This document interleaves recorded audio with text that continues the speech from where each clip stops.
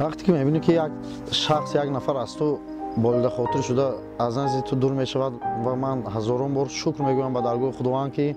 خداوند مرا هم در این جمعیتی که هستم هم مثال در عالم هستی یک نفر به قدم میرسد.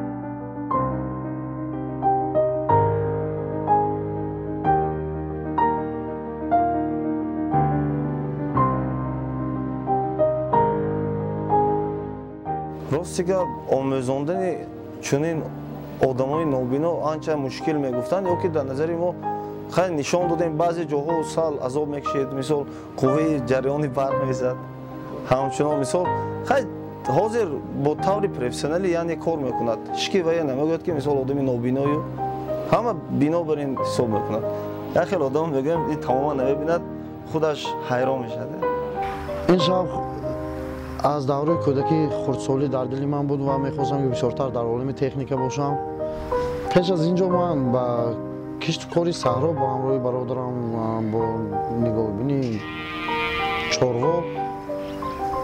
زندگی و فعالیت می‌کردم.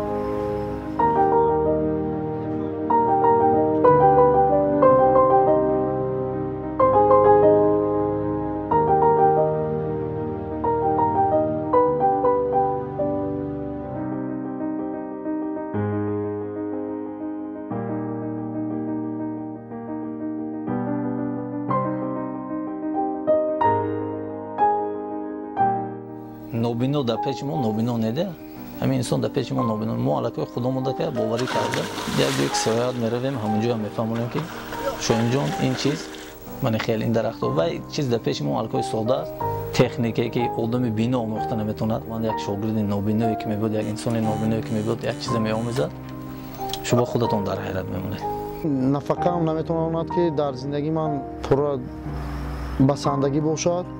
با وجود این کار میکنیم مهنت کرده خدا رو شکر مثال از پی یافتن رزق روزی ما میشه.